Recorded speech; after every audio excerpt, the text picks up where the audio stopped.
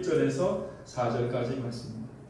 사도행전 2장 1절에서 4절까지 다 같이 합독하겠습니다. 네, 시작. 오순절날이 이르매 그들이 다 같이 한 곳에 모였더니 호련히 하늘로부터 급하고 강한 바람 같은 소리가 있어 그들이 앉은 온 집에 가득하며 마치 물의 폭처럼 갈라지는 것들이 그들에게 보여 각 사람에게 하나씩 임하여 있더니 그들이 다 성령의 충만함을 받고 성령이 말하게 하시니까 다른 언어들로 말하기를 시작하리라. 아멘. 할렐루야.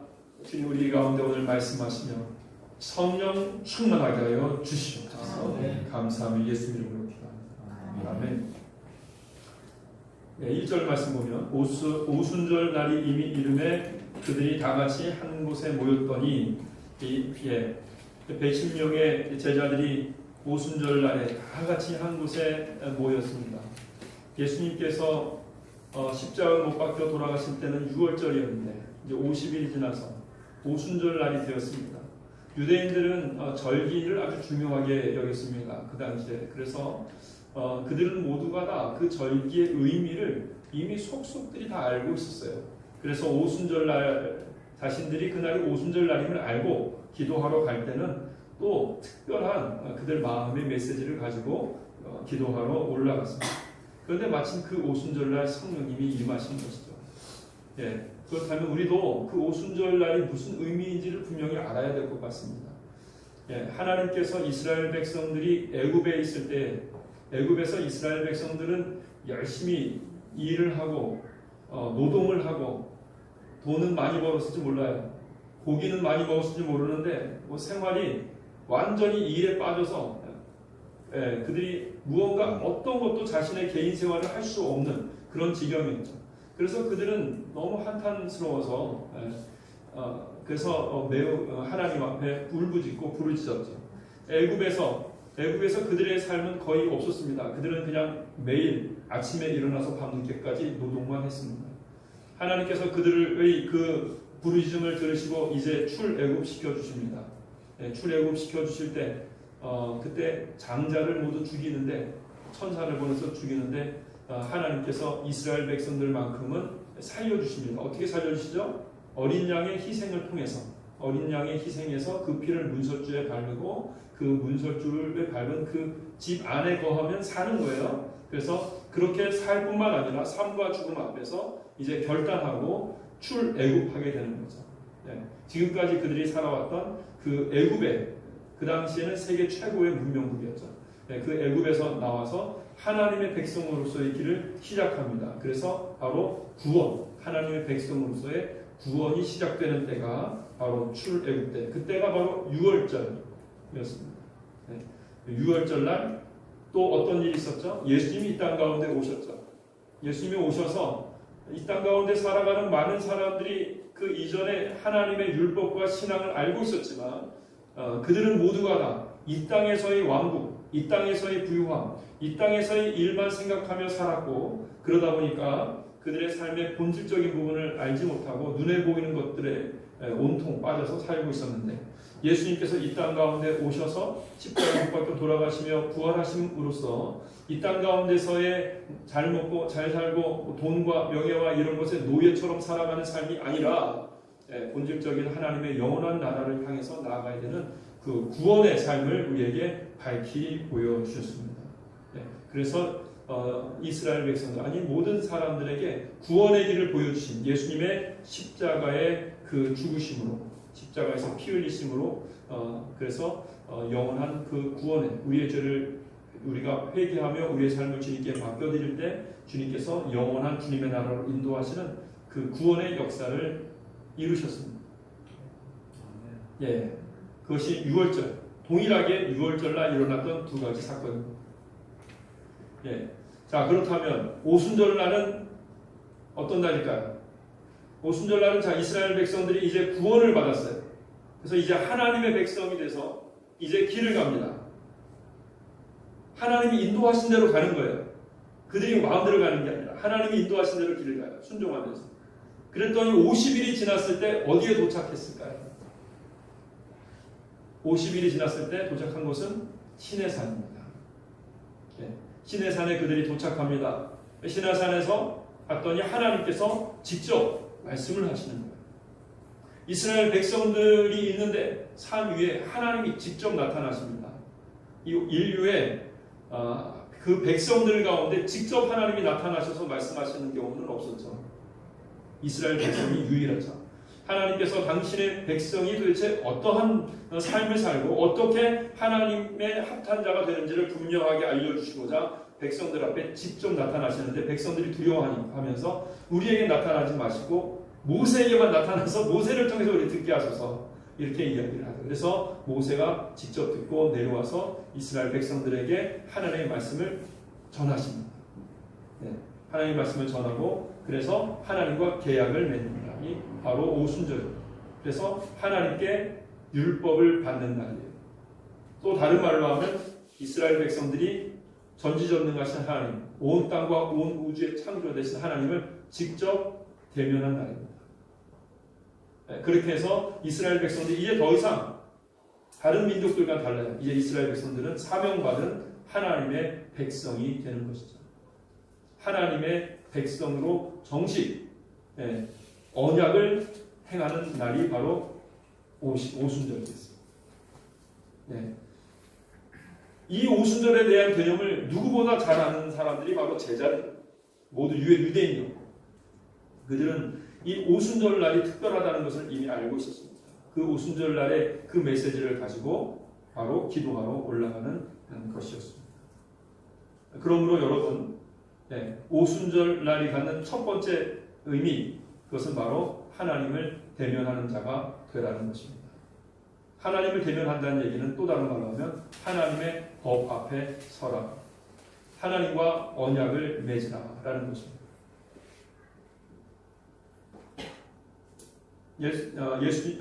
그 120명의 그 제자들이 약 일주일을 기도하고 이제 오순절이 되어서 기도하러 또 올라가는데 그들의 마음 가운데 오순절은 무슨 날이요? 하나님을 대면하는 날, 하나님의 말씀을 받는 날, 하나님과 언약을 체결하는 날입니다.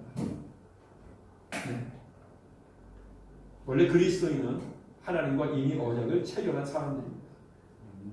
여러분 하나님과 언약을 체결하셨습니까? 오순절 날이 되면 다시 언약을 체결합니다.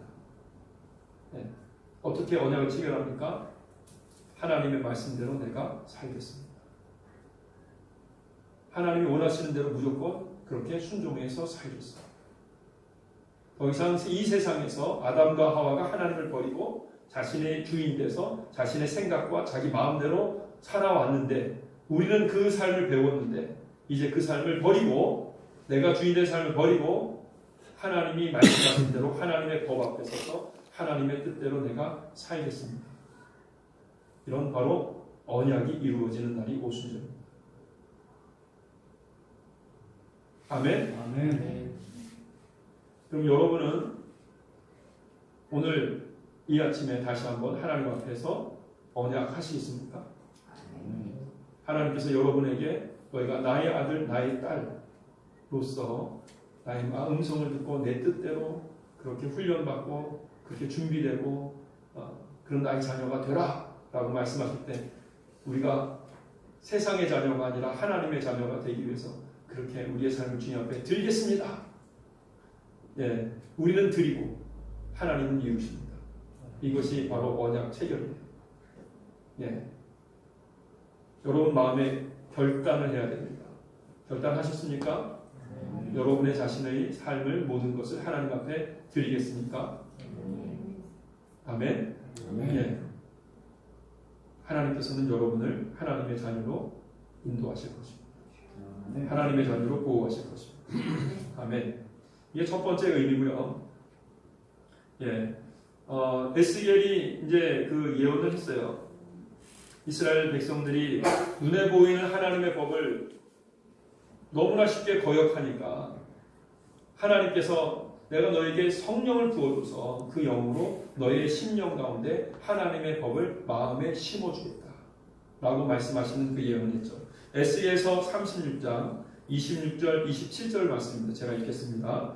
잘 들으십시오. 또 새 영을 너희 속에 두고 새 마음을 너희에게 주되 너희 육신에서 굳은 가슴에 우리 마음에 말씀하시는 새겨주는 거죠. 예. 그래서 그 말씀 우리 안에서 주신 그 말씀 안에서 살겠노라고 우리가 언약을 하는 거죠. 그러면 어떻게 해요? 그 규례를 행하게 하는 것은 바로 하나님이십니다. 예. 그 규례를 지켜 행하게 될 거다라고 우리에게 말씀하시는 것입니다. 그러므로 하나님의 새 법, 새 윤례, 하나님의 법 앞에 서고 하나님께 분명하게 언약한 자로 여러분 이 자리에 서고 또 그렇게 살아가는 여러분과 저를 간절히 바랍니다. 아멘. 그리고 이렇게 하나님과 언약을 맺은 사람들에게 나타나는 당연한 현상이 있습니다. 당연한 현상. 예, 요한복음 3장 5절에서 8절 말씀을 제가 읽겠습니다. 예수께서 대답하시되 진실로 진실로 내게 이르노니 사람이 물과 성령으로 나지 아니하면 하나님의 나라에 들어갈 수 없느니라. 육으로 나는 것은 육이요 영으로 나는 것은 영이니 내가 내게 거듭나야 하겠다 하는 말을 놀랍게 여기지 말라. 바람이 임의로 불매 내가 그 소리를 들어도 어디서 와서 어디로 가는지 알지 못하느니 성령으로 난 사람도 다 그러하니라. 아멘. 네, 예수께서 니고데모에게 하신 말씀인데 물과 성령으로 거듭나야 한다. 그래야 하나님의 사람이고 그래야 천국에 들어가는 사람이다 라고 예수님께서 말씀하십니다. 그렇다면 그 당시에 이스라엘 백성들 율법학자니까 이야기를 할 때 물은 뭐고 성령은 뭐냐? 설명이 좀 필요하겠죠? 물은 뭐예요? 물은 그 사람의 고백, 회개하며 주님 앞에 나가. 예, 하나님을 만나고 대면할 때마다 이루어지는 동일한 현상은 뭐예요? 회개입니다. 회개. 그래서 하나님 앞에 자신의 주권을 내려놓는 고백이 있어야 합니다. 예, 고백이 있고 사람들 앞에서 고백을 하며 이제 더 이상 내 마음대로 내 뜻대로 사는 것이 아니라 하나님의 뜻대로 살겠습니다 라는 고백. 그리고 마치 이 고백이 무슨 고백과 같냐면 이전의 삶을 살지 않고 새로 태어난 자와 같이 그렇게 살겠습니다 해서 세례를 받죠. 바로 이 세례의 의미가 물인데 세례는 한 번 받으면 되는 것이고 그 다음부터는 뭐예요? 우리가 주님 앞에 나올 때마다 바로 세례를 받을 때 우리가 했던 그 고백을 다시 또 하는 거죠. 내가 이렇게 살겠습니다. 내가 이렇게 겸비합니다. 이런 삶을 살고 싶습니다. 라고 우리의 고백하는 태도가 분명히 있어야 되는 것이죠. 그럴 때 성령님이 임하시고 그래서 우리는 거듭나게 됩니다. 아멘. 예, 그래서 하나님의 사람들은 끊임없이 매일매일 새롭게 거듭나는 사람입니다. 여러분 매일매일 거듭나는 사람입니까? 아멘. 예, 과연 매일매일 여러분 거듭나십니까? 예, 사실 몇 번은 거듭나는데 그 다음부터 거듭나지 않는 경우가 많이 있죠. 예, 그래서 어떤 사람들을 많이 실망시키기도 하고 그렇습니다. 예, 그러나 성령의 사람이 되려면 우리가 매일매일 거듭나려고 해야 합니다. 예, 우리 안에 있는 우리의 교만함을 꺾어서 다시 예수님 그리스도의 그 모습으로 변화되고 싶어 우리가 주님 앞에 우리의 삶을 드리며 나아가야 하는 것입니다. 아멘. 아멘. 예. 그래서 하나님의 사람들은 항상 겸손합니다. 우리 자신이 늘 변화되어야 하고 거듭나야 한다는 것을 늘 알고 있기 때문에 어떻게 하면 더 예수님을 닮아갈 수 있을까? 예, 하나님의 사람들은 그 기준이 주변에 있는 다른 사람들이 기준이 아닙니다. 저 사람보다 좀 나으니까 나는 그냥 이렇게 살면 된다고 생각한다면 그것은 교만한 마음이고 마귀의 생각입니다. 하나님의 사람의 기준은 늘 예수님입니다. 예수를 바라보며 내가 얼마나 부족한 존재인가를 생각하고 그러면서 항상 우리 자신을 주님 앞에 거듭나는 존재, 변화되는 존재가 되기 위해서 혹시 또다시 우리의 선입관이, 우리의 경험이, 우리의 교만함이 주님의 뜻대로 순종하며 살아가기를 원하는데 발목을 잡고 있지는 않은지 혹시 그러한 것들이 우리로 하여금 하나님을 섬기기를 원하는데 혹시 사탄 마귀를 섬기고 있지는 않은지 우리가 항상 주님 앞에 회개하며 나아가야 될 것입니다. 예, 그래서 성령의 역사가 있는 곳은 항상 회개의 역사가 있었습니다. 항상 사람들이 하나님 앞에 서고 하나님의 법 앞에 서니까 그 법 앞에서 진정으로 자기 자신이 어떤 존재인지를 보며 느끼고 그리고 그 모습을 회개하지 않을 수 없는 거죠. 그러면서 하나님 아버지 앞에 겸비하며 주님 앞에 나의 삶, 우리의 삶을 드릴 수밖에 없는 것입니다. 그럴 때 그렇게 드리는 그 표현, 드리는 그 행동, 그것이 바로 물. 우리는 물이잖아요. 인간은 물이에요. 그래서 그리고 또 우리가 세례 받을 때 새 물로 이렇게 거듭나는데, 물 때로는 우리 세례 받을 때 깊은 물 속에 잠겼다가 나오는 것은 거듭남을 의미하죠. 그래서 우리 이 별것 아닌 물된 우리 인간이 주님 앞에 고백하는 것입니다. 진심으로 변화되고 싶다. 새 사람이 되고 싶다. 온유한 자가 되고 싶다. 사랑할 수 있는 자가 되고 싶다. 주님 앞에 거룩한 자가 되고 싶다. 그렇게 고백하며 나아가는 것이죠. 그럴 때 그 고백, 그 진실한 고백을 받으셔서 성령님이 임하시고, 그 고백과 성령님이 만날 때 우리는 거듭나게 되고, 그럴 때 우리는 천국 백성이 된 것입니다. 아멘. 그래서 하나님의 사람들은 항상 회개하고 거듭나는 삶을 살아가는 사람입니다. 오순절의 두 번째 의미는 바로 회개하며 거듭나는 그 삶에 대한 의미가 있습니다. 이스라엘 백성들이 하나님을 만날 때 두렵고 떨림으로 만나고 회개하고 만나는 것이죠. 그런 것처럼 오순절 하면 뭐 하는 날? 회개하는 날. 주님을 만나는 날, 주님을 대면하는 날, 주님의 말씀대로 살기로 다시 한번 또 언약하는 날. 이 날이 바로 오순절입니다. 또 오순절 하며 갖고 있는 의미가 있습니다. 우리 로마서 8장 1절에서 4절까지 말씀을 제가 읽어보겠습니다. 로마서 8장 1절에서 4절까지. 그러므로 이제 그리스도 예수 안에 있는 자에게는 결코 정죄함이 없나니 이는 그리스도 예수 안에 있는 생명의 성령의 법이 죄와 사망의 법에서 너를 해방하였습니다. 율법이 육신으로 말미암아 연약하여 할 수 없는 그것을 하나님은 하시나니 곧 죄로 말미암아 자기 아들을 죄 있는 육신의 모양으로 보내어 육신의 죄를 정하사 육신을 따르지 않고 그 영을 따라 행하는 우리에게 율법의 요구가 이루어지게 하려 하심이니라. 아멘. 두 번째로는 그래서 우리가 하나님을 대면하고 그리고 하나님 법 앞에 언약을 하고 그래서 회개를 하고 회개하는 가운데 우리가 실제로 한 성령의 능력으로 변화되어지는 과정 중에 또 분명하게 6월절 하면 우리가 이제 알게 되는 것은 뭐냐면 하나님의 절대성, 하나님의 절대성. 6월절 우리 하나님을 대면하고 하나님 우리와 언약을 하는데 그때 이스라엘 백성들이 깨닫는 것은 하나님의 절대성입니다. 그것은 뭐냐면 하나님께서 우리에게 말씀하시는 것은 그것은 절대적인 것이다. 아주 중요한 것이다. 그 말씀을 사모하고 그 말씀 가운데 살아야 한다. 이러한 말씀에 대한 절대성을 갖는 거예요. 그리고 동시에 이 말씀이 우리의 삶 가운데 이루어진다는 것을 믿는 거예요. 이 말씀이 우리 삶 가운데 이루어진다는 것을 믿는 것입니다.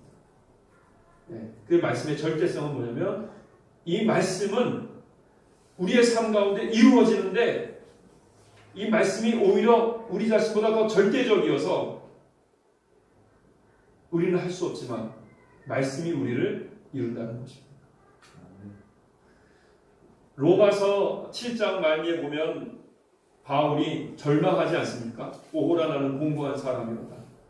내 안에 하나님의 법을 따르기를 원하는 마음이 있는가 하면 또 내 안에 하나님의 법을 따르기 싫어하는 마음이 있더라는 거예요. 교활한 놈이라는 거죠. 인간이라는 것은.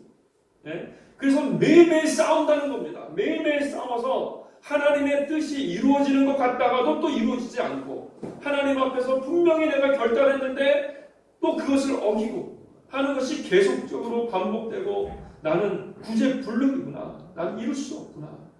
하나님 앞에서 이렇게 언약을 했는데 나는 이룰 수 없구나. 절망하게 된다는 것이죠.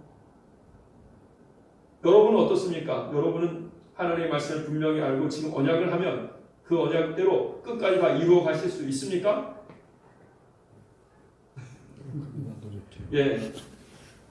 오늘 이 아침에 언약합니다. 이루겠습니다. 그때로 살겠습니다. 하고 문 밖으로 나가면서 아까 이따가 이제 식사하면서 또 어기게 되진 않을까요? 우리도 모르게 우리는 그런 존재죠. 그래서 어떤 사람들은 심각한 죄책감에 빠지기도 하고, 그래서 어떤 사람들은 죄책감에 빠질 뿐만 아니라 포기합니다. 예, 나는 안 된다고 아예 포기하기도 합니다.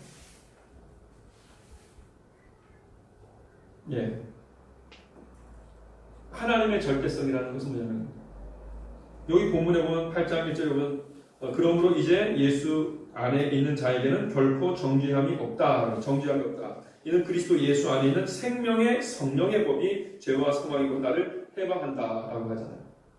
예, 우리는 하나님과 언약을 세우지만 이 언약은 남남으로서 서로 상관없는 사람이 그냥 문서로 언약하는 게 아니에요. 이 언약은 뭐예요? 아버지와 아들 간의 언약이에요. 아버지와 아들 간의 언약이에요. 네. 그렇기 때문에 이 언약은 아버지가 이루시겠다는 거예요. 아버지 안에 밑에 있는 아들은 뭐예요? 아버지의 사랑을 분명히 알기 때문에 자신이 실수하고 넘어질 때 아버지한테 가서 이야기를 하고 또 아버지의 보호하심과 돌봄을 받으며 또 성장하는 것입니다. 가족이죠. 아버지와 아들 간의 관계인 것입니다. 네. 하나님 아버지의 절대성이라는 것은 뭐냐면, 나는 할 수 없는데 하나님이 나의 삶에 간섭하셔서 나를 이루신다는 것입니다. 이것이 하나님과 우리 가운데 바로 언약입니다. 절대적인 언약. 하나님께 약속하실 뿐만 아니라, 하나님께서 이루실 것을 약속하실 뿐만 아니라, 하나님께서 나를 변하실 것도 또 하나님께서 약속하시는 거예요. 이 언약식은 그런 언약식. 네, 하나님께서 여러분도 변화시키십니다. 아멘. 네, 하나님께서 여러분 한 사람 한 사람이 정말로 아름답고 훌륭하고 가장 이 세상에서 가장 매력적이고 가장 멋진 예수님을 닮은 사람으로, 예수님을 닮은 사람이 여러분 얼마나 위대하고 얼마나 멋진 사람인지 모릅니다. 여러분을 그렇게 만드시겠다는 거예요. 심지어는 천국과 천사들도 그 발 앞에 다 무릎을 꿇는 그런 존재가 예수님과 같은 존재입니다. 그런데 하나님께서 바로 이 예수님을 보내실 때 바로 우리를 어떻게 세우시겠는가 하는 모범으로 보내셨거든요. 그래서 예수님을 첫 번째 아들이라고 말씀하시고 그 다음에 바로 우리가 이제 예수님을 닮아가는 거예요. 얼마나 큰 일인지 모릅니다. 얼마나 아름다운 일인지 모릅니다. 어떤 사람들은 예수님과 하나님과 언약하고 하나님의 뜻대로 기도하면 꼭 찌질한 삶을 살아야 될 것처럼 착각을 하는 사람이 있어요. 하나님과 언약하면 그때부터 목회자가 되어야 되고 선교사가 되어야 되고 돈은 벌면 안 되고 친구들 만나면 안 되고 즐기면 안 되고 뭔가 좋은 옷을 입으면 안 되고 이런 식으로 생각을 하면서 뭔가 이렇게 스스로를 이렇게 막 불행하게 만드는 것이 하나님의 뜻인 줄 착각하는 사람인데 그렇지 않습니다. 예수님께서 이스라엘 백성들을 불렀을 때 하나님께 헌신된 족속은 12지파 중에서 단 한 지파였고 나머지 11지파는 사회에서 자신들의 역할을 감당하는데 훌륭하게 감당하는, 누구보다도 자랑스럽게 그 역할들을 감당해서 주변에 있는 사람들에게 흠모의 대상이 되는 사람들로서 세우시는 그 족속이 바로 이스라엘 족속입니다. 하나님께서 예수님의 제자들이 우리는 예수님께 모든 것을 다 드렸습니다 라고 말했을 때 예수님께서는 하늘의 복도 이야기하지만 이 땅에서 너희들이 드린 것들을 다 두세 배 다 찾을 것이다. 다 갚아줄 것이다. 말씀하십니다. 아멘. 그러므로 하나님과 언약하는 것을 두려워하지 마십시오. 하나님은 여러분보다 여러분을 더 잘하십니다. 이 세상에 벌어지는 모든 문화들은 다 하나님께로부터 하나님의 아이디어에서 나온 것입니다. 여러분이 문화생활도 다 못하게 만드시는 분이 하나님이 아니십니다. 오히려 그 누구보다도 매력적이고 더 그 누구보다도 아름답고 그 누구보다도 멋진 하나님의 왕같은 제사장으로 여러분을 만들 것입니다. 아멘. 누가 하신다고요? 하나님이 하시는 것입니다. 하나님. 우리는 할 수 없어요. 그러나 우리는 시도를 합니다. 또 넘어지고 시도하고 또 넘어지고 또 실패하고 그러나 우리가 또 하나님께 나아가 회개하고 또 하나님을 믿고 그럴 때 하나님이 이루십니다. 믿습니까? 아멘. 하나님이 이루시는데 거저 이루시지는 물론 않아요. 그래서 그런 말 있죠. 하나님이 너무너무 사랑하시는 아들과 딸을 볼 때, 하나님이 그를 높이 세우시길 원할 때, 낙하산으로 세우시지는 않는다. 이렇게 말씀하십니다. 낙하산으로 세우는 법은 없다. 하나님께서 다윗을 너무너무 사랑하고, 다윗은 정말 하나님의 마음에 쏙 드는 아들이었지만, 그렇다고 해서 다윗을 무턱대고 왕으로 세우시진 않습니다. 다윗을 더 사랑하고 사랑하기 때문에 철저하게 더 훌륭한 왕으로 준비되게 훈련시키십니다. 12년을 그냥 굴리십니다. 다윗은 그렇게 하나님께 시험을 받을 때 내가 왜 이렇게 시험을 받아야 되는지 모릅니다. 억울해합니다. 그러나 결국에는 그 모든 과정을 통해서 이스라엘 역사상 가장 위대한 왕 다윗으로 세워지게 되는 것입니다. 요셉도 마찬가지죠. 하나님께서 너무 요셉을 사랑하셨지만, 그러나 그렇다고 해서 요셉을 쉽게 총리 자리에 세우시지는 않습니다. 철저하게 훈련을 시키셔서 누구보다 더 능력 있는 총리감으로 만드시고, 그래서 그 자리에, 그 위치에 세우시는 것입니다. 여러분도 마찬가지입니다. 쉽게 될 거라고는 생각하지는 마십시오. 하나님께서는 여러분을 때로는 우리가 이해하지 못하고 이해할 수 없는 상황 가운데 두십니다. 그러나 그 과정은 꼭 필요합니다. 그 모든 과정들을 통해서 여러분을 그 누구보다 능력 있는 자로 세우시는 것입니다. 아무 쓸모없는 쇠붙이를 가져다가 놓고 그 쇠붙이로 이제 가장 훌륭한 하나님의 그 검으로 만드시는 거예요. 그래가지고 만드시는 거예요. 그래서 뭐 이렇게 하나님 만드시는 거죠. 어떻게 만드십니까? 그 쇠붙이를 가지고서 불에다가 넣었다가 그다음 망치로 두들기고, 그리고 견딜 수 없어 보이면 이제 물에다 넣었다가 이걸 반복해서 과정을 하시는 거 아니에요. 하나님의 노하우, 연단의 노하우. 그래서 신약 성경의 편지에는 끊임없이 이 연단이 얼마나 큰 축복인지를 언급하고 있는 것입니다. 그러나 틀림없습니다. 하나님은 무조건 이루십니다. 하나님은 무조건, 하나님의 절대성이 그래서 여기에 있는 것입니다. 하나님께서 이 백성을 하나님 당신의 백성으로 이루시겠다고 약속하셨고 결국 아브라함 때에 이루십니다. 그런 것처럼 하나님께서 여러분을 이루십니다. 하나님께서 여러분을 하나님의 그 백성으로서 온전하게 이루십니다. 하나님의 자녀들로서 가장 멋지고 가장 완벽한 그런 하나님의 자녀들로 여러분을 세우십니다. 우리에게 필요한 것은 무엇입니까? 여러분, 아브라함이 하나님께서 하늘의 별처럼 땅의 모래처럼 너의 자손을 많게 하겠다. 그 당시에는 자손이 많게라는 게 가장 큰 축복이었으니까요. 그런 축복을 너에게 주겠다. 그리고 모든 민족들에게 너가 복의 근원이 되게 하겠다. 이렇게 말씀하시잖아요. 아브라함이 어떻게 하죠? 아브라함이 믿어버립니다. 믿습니다. 그것이 의가 되죠. 그리고 누가 이루었습니까? 하나님이 이루시지 않습니다. 하나님이 이루시는 거예요. 우리가 할 일은 뭐예요? 끝까지 믿는 것입니다. 끝까지 믿는 것입니다. 그리고 믿고 있기 때문에 하나님께 예배하러 나올 때마다 오순절처럼 하나님을 대면하고 또 회개하고 그리고 또 거듭나고 그리고 하나님의 절대 주권을 또 믿고, 내가 하는 것이 아니라 하나님이 하는 것이죠. 하나님을 믿습니다. 우리의 가정을 하나님께서 세우실 것을 믿습니다. 그래서 여러분 한 사람을 세우실 때 여러분을 통해서 여러분의 주변에 있는 모든 이들이 축복을 받게 되는 것입니다. 아멘. 그러한 메시지가 바로 이 오순절의 메시지였고, 그래서 이 오순절에 임하는 제자들의 마음은 특별했고, 이러한 마음을 가지고 이 오순절에 나아가서 기도를 했는데, 이 마음으로 주님을 실제로 대면하게 되고 그때 성령님이 그들에게 임하게 되었습니다. 여러분은 얼마나 하나님을 그렇게 대면하십니까? 얼마나 실제로 하나님을 대면하며 회개함으로 돌이키려고 하십니까? 얼마나 하나님의 그 절대 주권을 의지해서 믿음으로 하나님께서 여러분에게 약속하신 것을 믿고 그렇게 될 것을 실감하며 그 믿음을 선포하며 주님 앞에 기도하십니까? 기도는 바로 하나님의 약속을 분명하게 선포하여서 내 것으로 만드는 것이 기도입니다.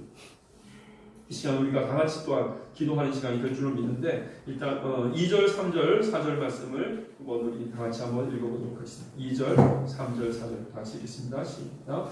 우연히 하늘로부터 급하고 강한 바람 같은 소리가 있어 그들이 앉은 온 집에 가득하며 마치 불이 덮쳐서 갈라지는 것들이 그들에게 보여 각 사람 위에 하나씩 임하여 있더니 그들이 다 성령의 충만함을 받고 성령이 말하게 하심을 따라 다른 언어들로 말하기를 시작합니다. 아멘. 성령님은 틀림없이 우리에게 임하십니다. 이것은 하나님의 뜻입니다. 우리가 구하는 것은 우리의 뜻을 구하는 것이 아닙니다. 하나님의 뜻을 구하는 것입니다. 성령님이 임하시면 그 성령님과 함께 우리에게 지혜의 은사도 임하고 건강의 은사도 임하고 그리고 예언의 은사도 임하고 능력도 임하고 성령의 능력으로 우리가 이 땅을 살아가는 것입니다. 여러분 사탄 마귀는 우는 사자와 같이 하나님의 사람들이 잘 되는 것을 시기하고 질투하고 잘 못되도록 끊임없이 공격한다는 거 여러분 아십니까? 그래서 여러분이 하나님의 사람으로 길을 가기로 작정을 하면 그 다음부터는 기도하지 않고는 여러분이 길을 갈 수가 없습니다. 성령의 능력이 없이는 그 길을 갈 수가 없습니다. 초대교회 때부터 그리스도인 하면 성령의 능력을 받아서 그 능력으로 살아가는 사람을 그리스도인이라고 했어요. 그래서 에베소 교회에 갔을 때 에베소에서 바울이 묻습니다. 너희가 성령을 받았느냐?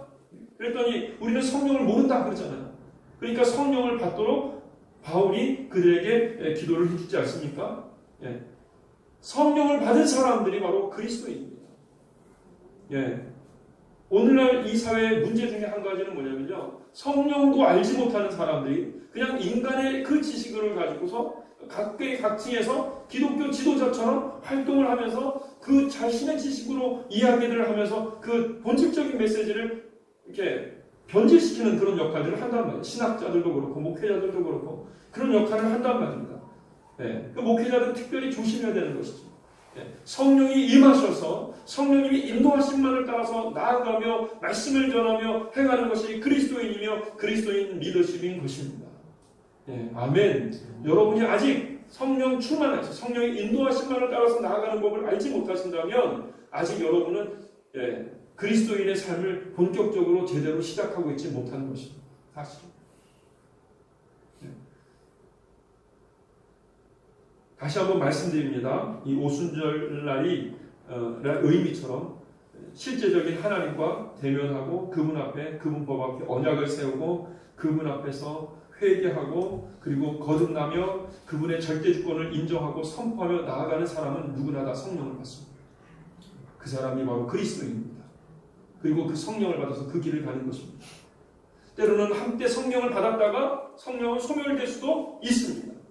그런데 옛날에 내가 성령을 받았으니까 그러니까 나는 마치 나 왕년에 다 해봤어. 그렇게 생각하면서 지금 성령 받지 않으면서도 교만하게 자신의 생각대로 인간적인 생각대로 행동하고 말하는 사람들이 있습니다. 그것은 아닙니다. 교만에 빠져있는 모습입니다. 성령은 매일 새롭게 받아야 하는 것입니다. 주님은 늘 우리와 함께 동행하기를 원하시고 늘 새롭게 새 영을 부어주시고 생명의 성령의 법입니다.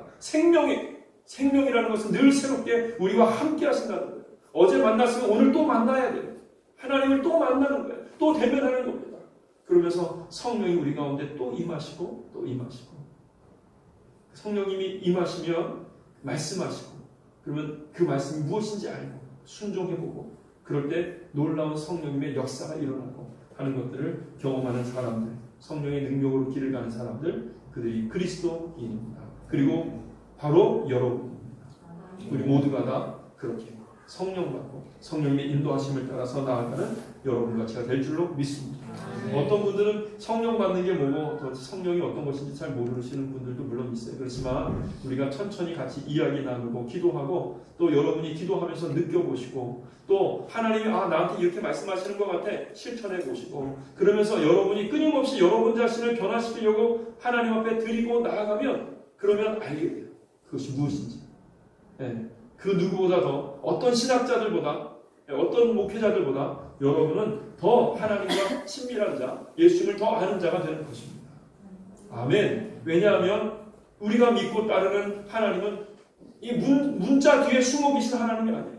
지식으로만 전달되는 하나님이 아니에요. 그분은 살아계신 하나님이십니다. 성령님은 바로 생명의 성령의 영인 것입니다. 아멘. 이 시간에 우리 다 같이 주님 앞에 기도하길 원합니다. 기도합시다. 성령님 이 시간 우리 가운데 함께 하소서. 우리가